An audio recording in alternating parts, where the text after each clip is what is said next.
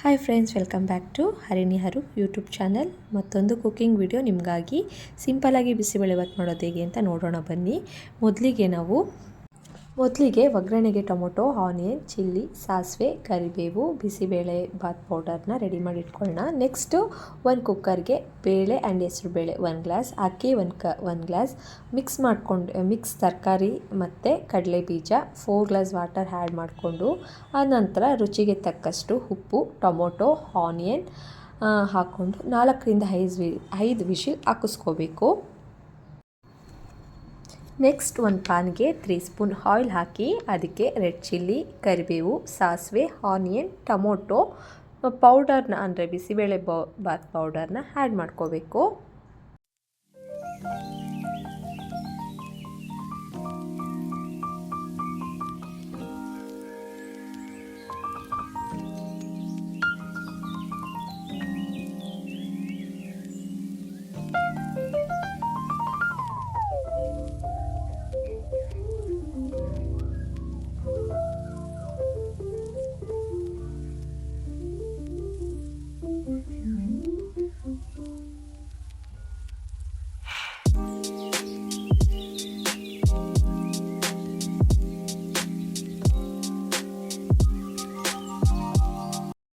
ಆದಮೇಲೆ ಕುಕ್ಕರ್ನಲ್ಲಿ ಬೇಯಿಸ್ಕೊಂಡಂಥ ರೈಸ್ನ ಇದಕ್ಕೆ ಆ್ಯಡ್ ಮಾಡ್ಕೋಬೇಕು. ನಂತರ ರುಚಿಗೆ ತಕ್ಕಷ್ಟು ಉಪ್ಪು, ಹುಣಸೆ ಹುಳಿ ಮತ್ತು ಕೊತ್ತಂಬರಿ ಸೊಪ್ಪನ್ನು ಆ್ಯಡ್ ಮಾಡಿದರೆ ರುಚಿಕರವಾದ ಬಿಸಿಬೇಳೆಭಾತ್ ರೆಡಿ. ನಿಮಗೂ ಈ ರೆಸಿಪಿ ಇಷ್ಟ ಆದರೆ ಪ್ಲೀಸ್ ಲೈಕ್ ಮಾಡಿ, ಶೇರ್ ಮಾಡಿ, ಕಮೆಂಟ್ ಮಾಡಿ ಆ್ಯಂಡ್ ಸಬ್ಸ್ಕ್ರೈಬ್ ಮಾಡಿ.